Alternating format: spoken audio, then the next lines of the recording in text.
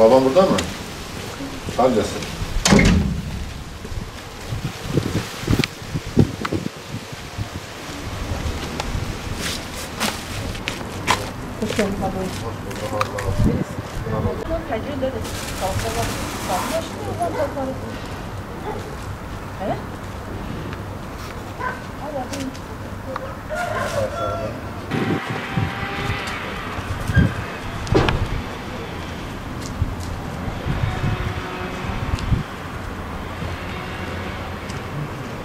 Allah kabul eder. Allah sizi bağışır, hayır günlere koyar Rabbim. Güle Allah'a emanet olasınız. Allah işinizi gücünüzü rast getirir.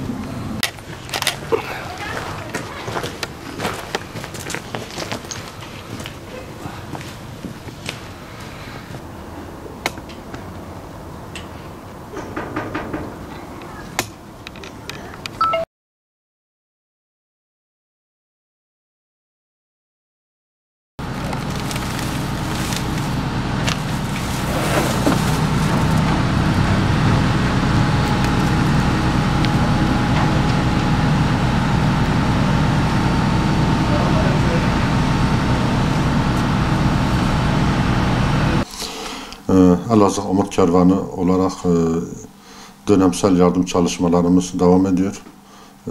Her ay düzenli olarak fakir, muhtaç ailelere yardımlarımızı ulaştırıyoruz. Hayırseverlerin vermiş oldukları yardımları paketleyip ailelere ulaştırıyoruz. Bu ayda toplamda 134 aileye çeşitli yardımlar ulaştırdık. Evet, Kasım ayı itibariyle 70 aileye gıda kolisi ulaştırdık.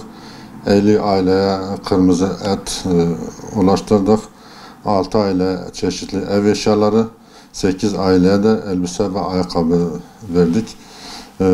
Kasım ayı itibariyle toplamda 134 aileye biz yardım yaptık.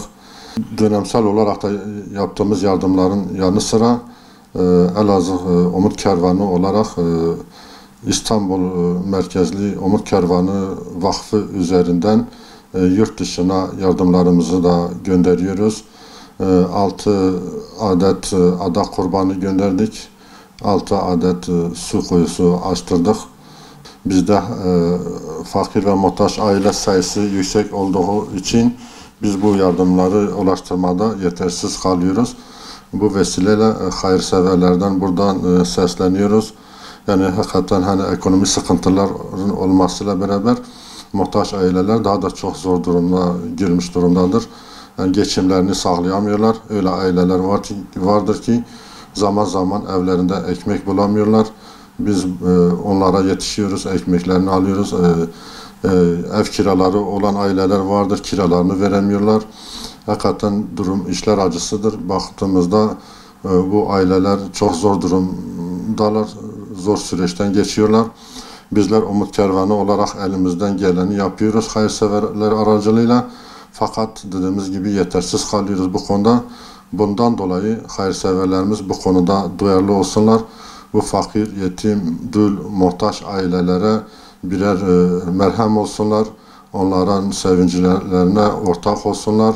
Onların gözyaşlarını sildirme adına ellerinden gelen yardımlarını Elazığ Umut Kervanı aracılığıyla onlara ulaştırmaya çalışsınlar.